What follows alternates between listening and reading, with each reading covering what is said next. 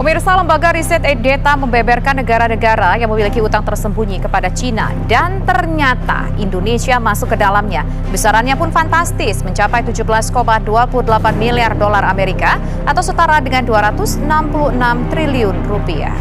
Dalam hasil riset Data yang dirilis akhir September, nama Indonesia termasuk ke dalamnya. Indonesia disebut memiliki utang tersembunyi kepada Cina sebesar 17,28 miliar dolar Amerika atau setara dengan 266 triliun rupiah. Utang ini sebesar 1,6% dari produk domestik bruto. Di luar utang tersembunyi ini, Indonesia juga menerima pinjaman setara 4,42 miliar dolar Amerika atau setara dengan 63 triliun rupiah pada periode yang sama melalui skema Official Development Assistance. Selain itu juga tercatat pinjaman sebesar 29,96 miliar dolar Amerika atau setara dengan 427 triliun rupiah. Pinjaman ini diperoleh melalui skema Other Official Flow. Selain Indonesia, ada 9 negara lainnya yang menerima pinjaman dari Cina melalui dua skema itu. Cina juga memberikan utang tersembunyi kepada Laos, Angola, Namibia, Brunei Darussalam, Kazakhstan, Papua Nugini, hingga Turkmenistan. Lembaga Data mendefinisikan utang tersembunyi sebagai utang yang diberikan Cina kepada negara berkembang yang bukan melalui pemerintah negara peminjam, melainkan melalui perusahaan negara, bank milik negara, perusahaan patungan dan swasta, serta Special Mission Vehicle. Utang ini sebagian besar tidak muncul di neraca pemerintah masing-masing negara. Namun, kebanyakan penerima utang akan mendapatkan manfaat melalui perlindungan pemerintah secara eksplisit maupun implisit.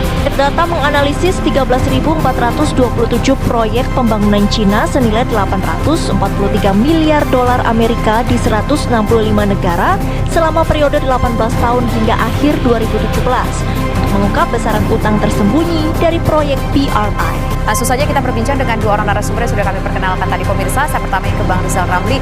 Bang Rizal, kalau misalkan memang utang ini nggak ketahuan sama negara dan tadi di informasinya kebanyakan penerima utang mendapatkan manfaat melalui perlindungan pemerintah secara eksplisit maupun implisit.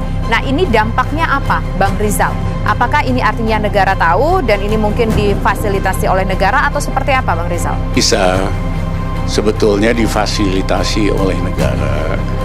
Cuman pemberi pinjamannya itu BUMN Cina atau perusahaan swasta Cina. Ya, jadi harusnya sih harus masuk di dalam data utang piutang kita.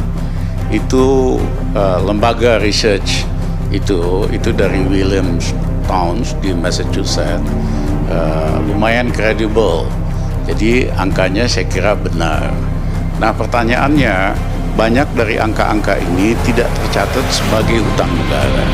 Jadi kalau kita tambahkan ke utang negara yang sudah banyak sekali, itu utang negara kita makin besar dan tidak terkendali. Ya, hari ini kan untuk bayar pokoknya aja 400 triliun. Untuk bayar bunganya saja hampir 370 triliun. Total itu 770 triliun satu tahun. Apalagi utang yang tidak tercatat ini bisa-bisa lebih dari 800 triliun. Ya, istilah saya, ekonomi Indonesia sudah di ICU sebetulnya.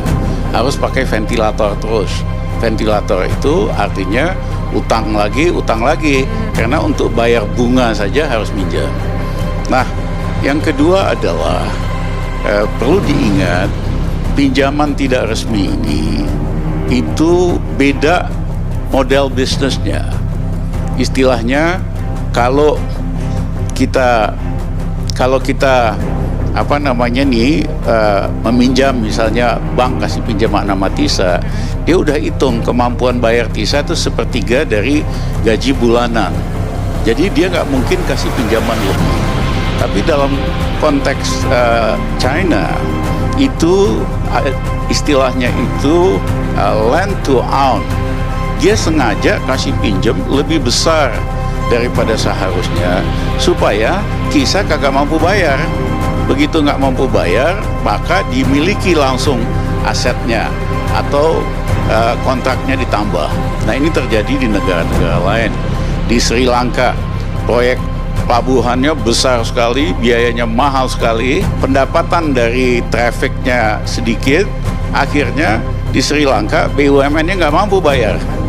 Akhirnya diperpanjang kontraknya jadi 2 kali 99 tahun, hampir 200 tahun. Atau sahamnya mereka tingkatkan. Misalnya terjadi dalam kereta api cepat Jakarta-Bandung, itu pembengkakan biayanya saja 26 triliun, ya, dan karena pemerintah BUMN Wika nggak mampu setor modal, akhirnya kan saham mereka akan lebih tinggi lagi, akan dikuasai, kecuali kita tegas, karena proyek kereta api cepat Jakarta-Bandung kemahalan, tentu tanggung jawab kontraktornya dong, harus ada sanksinya, baik penaltinya dan sebagainya. Oke, berarti bisa dibilang ini cukup gambling ya, ngambil jadi ini Bang Rizal ya? Yang saya ingin ingatkan lagi, Tisa, model bisnis BUMN di Cina itu sengaja kasih pinjaman yang super besar supaya nggak mampu bayar, supaya mereka bisa kuasain. Inilah rencana untuk membangun pelabuhan besar di luar kapasitas di Medan supaya mereka bisa kontrol Selat Malaka, dan di Bitung juga sangat besar sekali. Oke, baik, kita dapat poinnya. Berarti ada efek yang menurut sudut pandang seorang pakar ekonom Rizal Ramli itu ada dampaknya. Mereka memberikan uang tapi mereka ingin menguasai aset yang sedang dibangun dari hasil utang tersebut, begitu Bang Rizal ya?